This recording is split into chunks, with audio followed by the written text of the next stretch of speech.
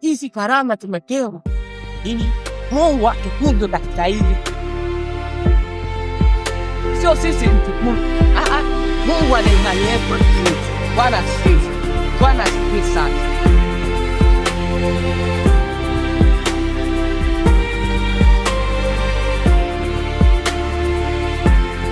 Kila mmoja au kila mtu ana karama kwa Mungu. Hili nilishaliongea katika haya maandiko, lakini karama zinatofautiana na zinategemeana.